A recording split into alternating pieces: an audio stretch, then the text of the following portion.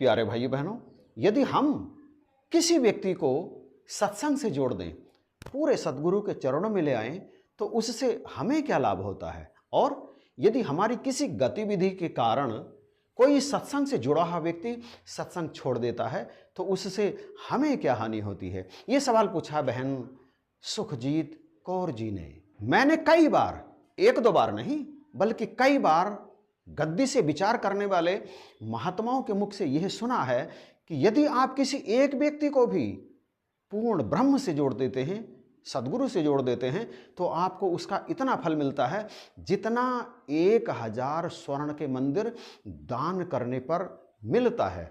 मैंने ये बात गद्दी से कभी नहीं कही।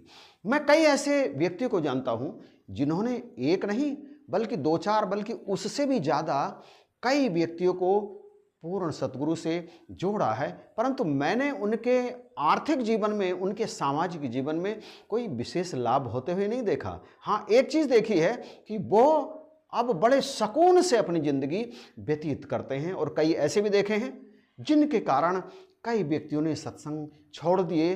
वो मानसिक रूप से परेशान रहते हैं, परंतु उनके सामाजिक और आर्थिक जीवन में कोई विशेष हानि मुझे दिखाई नहीं दी। दरअसल मुझे वो बात याद आती है जो कबीर साहब ने कही कि तरुबर सरबर संत जन चौथा बरसे में, परमारथ के कारण चारों धारें देह।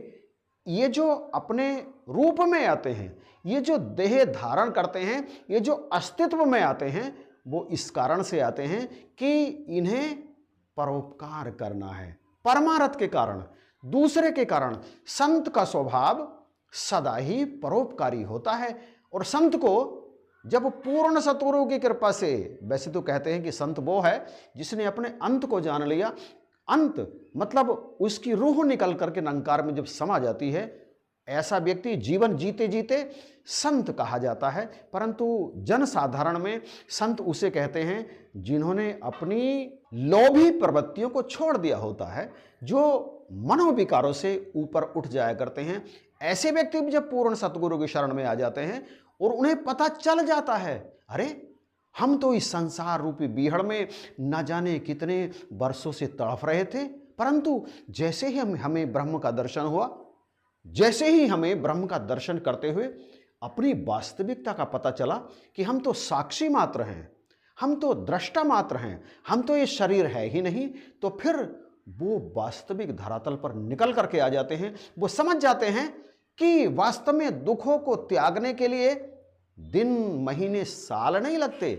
जैसे ही अपने आप का पता चलता है, अपने आप को इस शरीर से अलग कर देते हैं, वैसे ही समस्त दुखों का नाश हो जाता है। पता चल जाता है कि हम तो दृष्टा मात्र हैं। जैसा कि अष्टावक्र ने कहा कि यदि देहम पृथक्कृत्य चिति विश्राम्ये तिष्ठसि अधुनैव सुखे शांत बंध मुक्तो भविष्यसि। हे राजा जनक, तुम इस बीहड़ में न जाने कितने वर्षों से लगातार भटक रहे हो, दुख उठा रहे हो।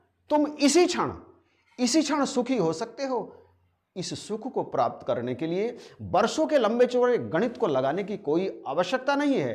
एक ही क्षण में आप सुखी हो सकते हो यदि देहम पृथक्कृत्य, यदि तुम अपने आप को इस देह से अलग कर दो। समझ जाओ कि तुम साक्षी मात्र हो। इस देह में लगते हैं तमाम दुख, तमाम कष्ट, तमाम परेशानियां, गर्मी, सर्दी, जाड़ा, रोग, सारे के सारे इस शरीर में ही लगते हैं। और आप शरीर नहीं हो, आप ईश्वर अंश जीव हो। यदि तुम अपने आप को अभी इसी क्षण इस शरीर से अलग कर दो तो तुम इसी क्षण सुखी हो जाओगे। अपना वजूद पता चलते ही कि हम दृष्टा मात्र हैं, हम साक्षी मात्र हैं। केवल इस प्रकृति में जो घट रहा है उसके हम दृष्टा मात्र हैं। वास्तव में हम कुछ कर नहीं सकते। जो कुछ भी कर रहा है, जो कुछ भी हो रहा है, प्रकृति के द्वारा ही हो रहा है। प्रकृति में से ही दुख आते हैं, कष्ट आते हैं, गर्मी आती है, सर्दी आती है, बरसात आती है, रोग आते हैं, यहाँ तक कि सुख भी प्रकृति में से ही आते हैं। और हम प्रकृति से अलग हैं। अपने आप को प्रकृति से अलग करते ही सारे के सारे भ्रम टूट जाते हैं। और जो संत हैं इस बात को जानते हैं कि संसार में, संसार रूपी बीहड़ में, संसार रूपी रेगिस्तान में, मरुस्थल में जितने भी जीव हैं वो सब भटक रहे हैं, वो सब तड़फ रहे हैं।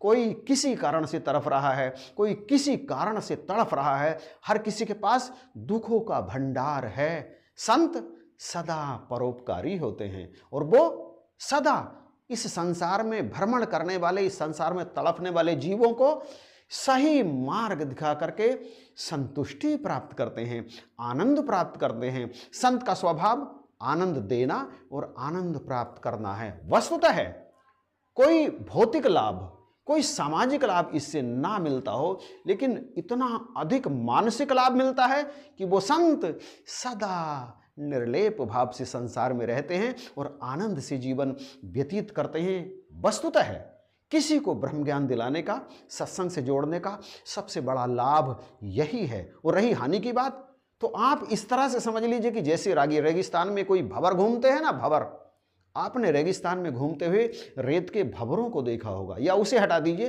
किसी नदी में कोई भंवर घूमता है और कोई उस भंवर में आ जाए ना, तो उसे निकालना बड़ा ही मुश्किल होता है। परंतु यदि कोई सामर्थ्यवान, जिसके पास उपाय है उस भंवर से उन फंसों को निकालने का, तो वो निकालने वाला जो उन्हें निकाल करके सुकून महसूस करता है, जो सुकून महसूस करता है, उससे उलट अगर कोई भंवर में फंसा है, निकालने के लिए प्रयत्न कर रहा है, परंतु कोई व्यक्ति उसे निकालने के बजाय उस भंवर में द्वारा डुबो दे, धकेल दे भंवर की तरफ, क्या उस भंवर में धकेलने वाले को, जिसने पुनः रेत की भंवर में या पानी की भंवर में उसे धकेल दिया, जो निकलने का प्रयास कर रहा था, क्या उस धकेलने वाले को कभी सुकून मिल पाएगा?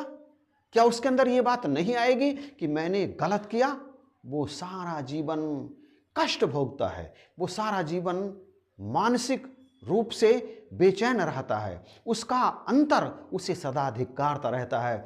यही दोष, यही हानि होती है किसी को सत्संग से तोड़ने की। जो संत है वो सदा जोड़ता है, जो असंत है वो सदा तोड़ता है। वो हमेशा डुबाने की तरफ लेकर के जाता है दूसरों को, और संत सदा उबारने की तरफ लेकर के जाते हैं दूसरों को।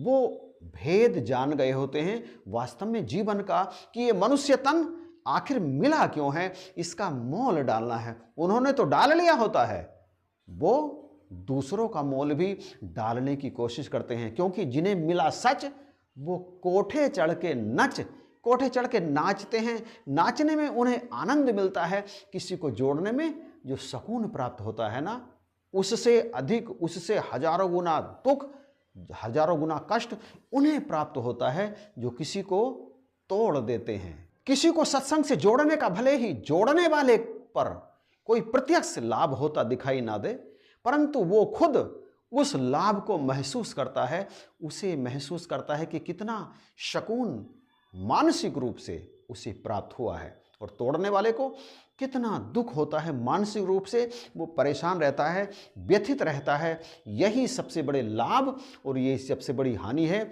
जोड़ने वाले को और तोड़ने वाले को। मालिक कहते हैं कि सदा जोड़ने वाले ही बनो, तोड़ने वाले कभी मत बनो। एक बार किसी को जोड़ के तो देखें, महसूस करें अपने अंदर प्रफुल्लित अवस्था को, अपने अंदर उठने वाले आनंद को, कि आज हमारी वजह से, हालांकि जोड़ते तो ये स्वयं है, परंतु माध्यम कोई ना कोई बनता ही है। तो वो माध्यम जो आप बनेंगे, फिर आप देखेंगे कि कितना सुकून प्राप्त होता है। और फिर उन्हें देखिए जिनके कारण कोई टूट गया है, कितना कष्ट, धीरे धीरे मानसिक कष्ट शारीरिक कष्ट में बदल जाता है। शारीरिक कष्ट में शरीरों में रोग आना आरंभ हो जाते हैं, क्योंकि जिनका मानसिक रूप से मन रोगी होता है, वो रोग धीरे धीरे उनके शरीर में आना आरंभ हो जाता है। इसी तरह से जोड़ने वाले को जो मानसिक सुकून मिलता है ना, वो उनके मन का सुकून धीरे धीरे उनके शरीर में उतरना आरंभ हो जाता है और शरीर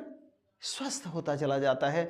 मानसिक शांति के साथ साथ शारीरिक शांति भी मिलनी आरंभ हो जाती है। फिर जीवन जीने का आनंद आता है। जोड़ते चलो, जोड़ते चलो, जोड़ते चलो। इसीलिए कहते हैं संत सदा जोड़ने का ही काम करते हैं। तो प्यारे भाई बहनों, क्या कभी आपने किसी को इस ब्रह्म से जोड़ने का प्रयास किया है? यदि किया है, आपके कारण कोई ब्रह्म को जान पाया, तो फिर आपने कैसा महसूस किया? प्लीज़ आप कमेंट में बताइएगा ज़रूर। अपने अनुभव शेयर कीजिए कि आपको कितना आनंद आया, आपको कितना सुकून आया, और क्या उसके बाद आपके घर में कुछ परिवर्तन आया? यदि हाँ, तो फिर से कहूँगा कमेंट में बताइएगा ज़रूर। इन्हीं शब्दों के साथ आपसे इजाज़त चाहूँगा। आप सभी को जय हिंद, नमस्कार और प्यार भरी धन्यवाद।